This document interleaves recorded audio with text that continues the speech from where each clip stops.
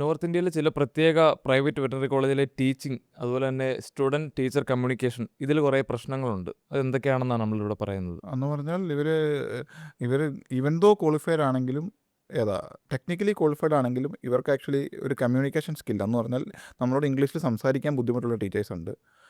അതുമാത്രമല്ല നമ്മളെ ഒരു സെക്കൻഡറി സിറ്റിസനായിട്ട് കാണുന്ന കോളേജ് ഉണ്ട്, ടീച്ചേഴ്സും ഉണ്ട്.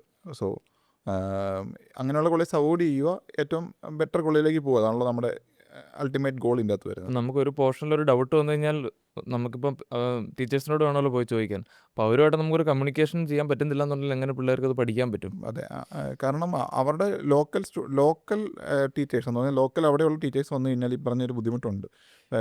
നമ്മൾ കാണുന്ന ക്വാളിറ്റി കോളേജിനെല്ലാം നമ്മൾ തന്നെ റിക്രൂട്ട് ചെയ്യാൻ അവർ ഹെൽപ്പ് ചെയ്യുന്നുണ്ട്. എന്ന് പറഞ്ഞാൽ ഒരു മിനിമം ഒരു 3-4 സ്റ്റാഫെങ്കിലും നമ്മൾ ആന്ധ്ര, തമിഴ്നാട്, കർണാടക, കേരള ഈ ഒരു 4 സ്റ്റേറ്റിൽ നമ്മൾ റിക്രൂട്ട് ചെയ്തവർ കൊടുക്കാൻ സഹായിക്കാറുണ്ട്. അത്രയും. പിന്നെ അതുപോലെ തന്നെ നോർത്ത് ഈസ്റ്റ് സ്റ്റേറ്റിൽ നിന്ന് എടുക്കാറുണ്ട്. കാരണം ഇവരെല്ലാം medium of communication will be in English. ആ ഒരു ക്വാളിറ്റി ഇല്ലാത്ത ചില കോളേജുകളിൽ ഈ പറഞ്ഞ ലോക്കൽ സ്റ്റാഫുകളാണ് പഠിപ്പിക്കുന്നത്, ലോക്കൽ അവരുടെ ഓൺ സ്റ്റാഫുകൾ. അപ്പോൾ അവർക്ക് ഇവൻ ഒരു ടെക്നിക്കലി ക്വാളിഫൈഡ് ആണെങ്കിൽ നമ്മുടെ സ്റ്റുഡൻസ് ഒത്തിരി ബുദ്ധിമുട്ടും. കാരണം അവർ സംസാരിക്കുന്ന ഭാഷ കൂടുതലും ഇതായിരിക്കും, ഹിന്ദി ആയിരിക്കും. അത് നമുക്ക് മനസ്സിലാവുന്ന രീതിയിലുള്ള ഹിന്ദി ആയിരിക്കത്തില്ല.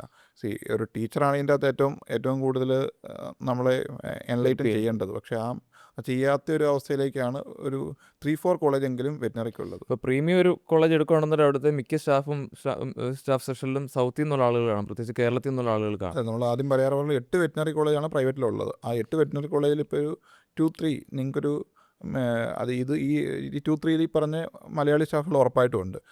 അതും ഈ പറഞ്ഞ ഈ പ്രീമിയം കോളേജിലുള്ള ഫീസ് സ്ട്രക്ചറും ഈ പറഞ്ഞ ഏറ്റവും മോശമുള്ള ഫീസ് സ്ട്രക്ചറും തമ്മിൽ നോ ഡിഫറൻസ് അറ്റ് ഓൾ. ഒരു 50,000 പെർ ഇയറിൻ്റെ ഡിഫറൻസേ ഉണ്ടാകും. പക്ഷേ അത് തരുന്ന ക്വാളിറ്റി ലോട്ട് മോറാണ്.